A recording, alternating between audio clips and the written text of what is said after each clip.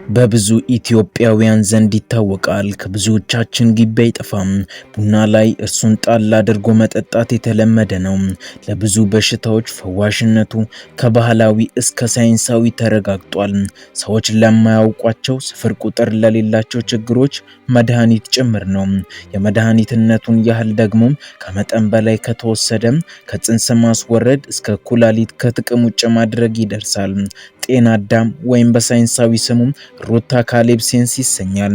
እኛም በዛሬው ፕሮግራማችን ስለ ጤና አዳም የማታውቋቸውን ስፍር ቁጥር የሌላቸው ጥቅሞችና አጠቃቀማቸውን እንዲሁም ከመጠን በላይ ከተወሰደ ስለሚያስከትላቸው አደገኛ ጉዳቶች የምናጫውታችሁ ይሆናል። እስከ ፕሮግራማችን ፍጻሜ ድረስ አብራችሁን ቆዩ። ጤና አዳም ከጥንት የሮማ ንጉሶች እስከ ኢትዮጵያ ድረስ እንደ ትልቅ ሚስጥር የሚወሰደው ይህ ቅጠል ዛሬ በሳይንስ ጠረጴዛ ተቀምጦ የዓለምን ሳይንቲስቶች እያነጋገረ ይገኛል። ነገር ግን ይህንን ተክል ስንጠቀም ልንጠነቀቀው የሚገባን ሚስጥር የምንጠቀምበት ልክ ካለፈ ከፈውስ ይልቅ ወደ ገዳይ መርዝነት ሊለወጥ እንደሚችል ነው። እኛም በተቻለ መጠን አነስ አድርጋችሁ ተጠቀሙ እያልን ሳይንስ ላይ ተመርኩዘን ከናጠቃቀሙ የምናብራራላችሁ ይሆናል። ሳይንስ ዛሬ ላይ እንዳረጋገጠው ጤና አዳም በውስጡም ከፍተኛ መጠን ያላቸው ጸረ ባክቴሪያ፣ ጸረ ፈንገስና ብግነትን የሚያስታግሱ ውህዶችን ይዟል። ለምሳሌ ያህል በሆድ ቁርጠት፣ በጋዝ፣ በምግብ መፈጨት ችግርና በሆድ መነፋት ለሚሰቃዩ ሰዎች ጤና አዳም እንደ ትልቅ መድኃኒት ይቆጠራል። ለብ ባለ ውሃ ውስጥ ተበጥብጦ ሲወሰድ የምግብ መፈጨት ቱቦን በማጽዳት ሰውነታችን ከውስጥ እንዲታደስ ያደርጋል። የነርቭ ስርዓትን በማስተካከል ረገድም ያለው ድርሻ ቀላል የሚባል አይደለም። አእምሮን ዘና በማድረግ የእንቅልፍ ማጣትንም ይከላከላል። ታዲያ ይህ ሁሉ ጥቅም ያለው ተክል በምን ያህል መጠን መወሰድ አለበት? ይህ በጣም ወሳኝ ጥያቄ ነው። ብዙዎች ጤና አዳም ተፈጥሯዊ ስለሆነ ብቻ ያለ ገደብ መጠቀም ይቻላል ብለው ያስባሉ። ነገር ግን ያ ትልቁ ስህተት ነው። ጤና አዳም ልክ እንደ ኃይለኛ መድኃኒት ነው። ስለዚህም በሻይ ወይም በቡና ውስጥ ሲጨመር ወይም ሲጠጣ እጅግ በጣም አነስተኛ የሆነ ቅጠል ብቻ ነው መጨመር ያለበት። ያለ ልክ መወሰድ የጎንዮሽ ጉዳቱ ሊያመዝን ይችላል። እንዲሁም ለእርግዝና ፈጽሞ የተከለከለ መሆኑን ታውቃላችሁ። ጤና አዳም የማህፀን ጡንቻዎችን የማኮማተር ከፍተኛ ኃይል አለው። ነፍሰ ጡር ሴቶች ይህንን ተክል ቢወስዱም የጽንስ መቋረጥ አደጋ ሊያጋጥማቸው ይችላል።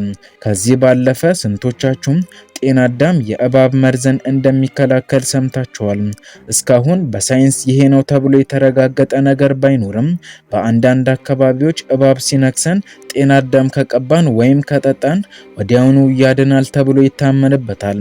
በባህላዊ ሕክምና ውስጥ ጤና አዳም ከመርዛማ እንስሳት ንክሻ ራሳችንን ለመከላከል እንደሚረዳ ቢነገርም ነገር ግን የዘመናዊው ሳይንስ ሊቃውንት በአጽንኦት እንደሚያረጋግጡ ጤና አዳም በቀጥታ የእባብ መርዝ ማርከሻ ሆኖ እስካሁን ድረስ በይፋ አልተረጋገጠም። ነገር ግን ሰዎች ለምን በተለምዶ እንዴት ይህንን ሊሉ ቻሉ? ምክንያቱስ ምንድን ነው? ምክንያቱም ጤና አዳም በውስጡ ባሉት ኃይለኛ ኬሚካላዊ ውህዶች ምክንያት የሰውነት ህዋሳት ኢንፌክሽን እንዳይዘንና እብጠት እንዲቀንስ በማድረግ ረገድ ከፍተኛ ሚናን ይጫወታል። ያ ማለት ግን የእባብን ገዳይ መርዝ ሙሉ በሙሉ ላያረክስ ይችላል። ከዚህ ባሻገር ከሺህ ዓመታት በፊት በጥንታዊቷ ግብጽ፣ ሮም እንዲሁም ደግሞ ግሪክ ውስጥ ይህንን ነገስታትና የተለያዩ ሰዎች ራሳቸውን ከመርዝ ጥቃት ለመጠበቅ ሲሉ ጤና አዳምን እንደ ኬሚካላዊ ጋሻ ይጠቀሙበት ነበር የሚሉ ታሪኮች ይነገራሉ።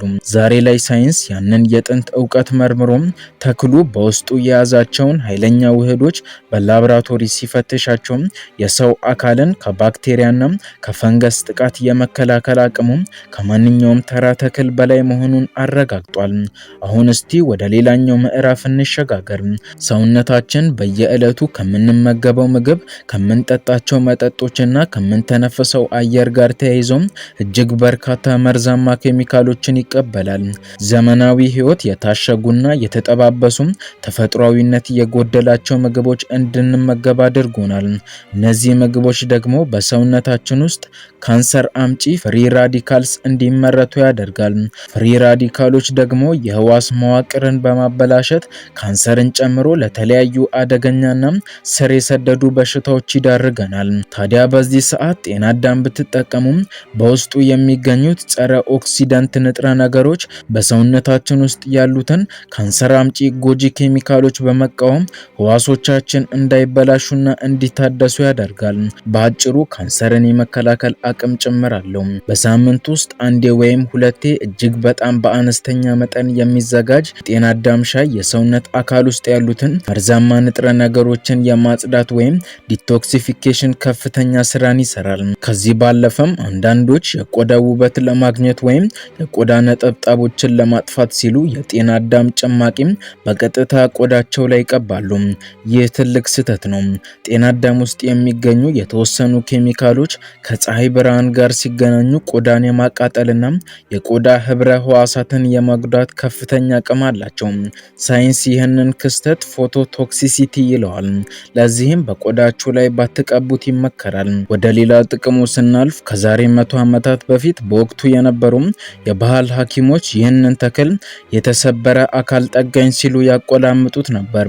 በጦር ሜዳዎች ላይ፣ በረጅም ጉዞዎች ላይ ወይም በዱር አራዊት መሃል በሚደረጉ አስቸጋሪ ጉዞዎች ጊዜም ሰዎች ሲደክሙ፣ ሲታመሙ ወይም የጡንቻ መዛል ሲያጋጥማቸው የሚወስዱት ብቸኛ መፍትሄ ይህ ቅጠል ነበር።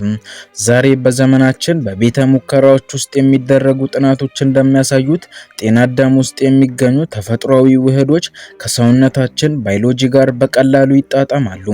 ይህም ማለት ጤና አዳም የጡንቻ ህመምና ዝለትን የመከላከል ከፍተኛ አቅም አለው ማለት ነው። ከዚህ ባሻገር በእጽዋት ጥናት ላይ የተሰማሩ ተመራማሪዎች የጤና አዳም ጥቅምን ሲያጠኑ አንድ አስገራሚ ነገር አገኙ።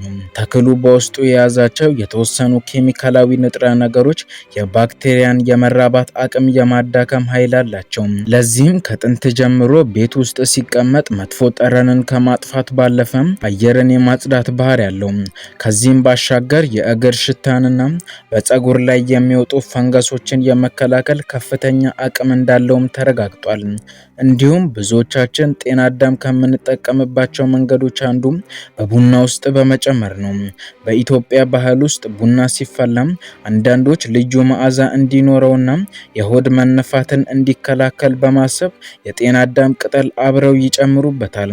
ይህ አሰራር ባህላዊ ብቻ ሳይሆን ሳይንሳዊ መሰረት ያለውም ጭምር ነው። ቡና በውስጡ ካፌን ስላለው የጨጓራ አሲድን ከፍ ሊያደርግ ይችላል። ጤና አዳም ደግሞ በውስጡ ባሉት ማስታገሻ ንጥረ ነገሮች ሚዛኑን እንዲጠብቅ ያደርጋል። ከዚህ ባለፈ ጤና አዳም አስደናቂ መድኃኒት ነው ስንል የዚህ ተክል ከፍተኛ መጠን ሲበዛም በሰው አካል ላይ ስለሚያደርሰው ጉዳት እንነጋገር።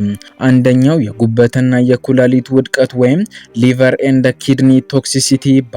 ሰውነታችን ተፈጥሯዊ ባልሆኑ በታሸጉ ምግቦች በተለያየ መንገድ የሚወስደውን መርዝ የማጽዳት ኃላፊነት ያለበት ጉበት ነው።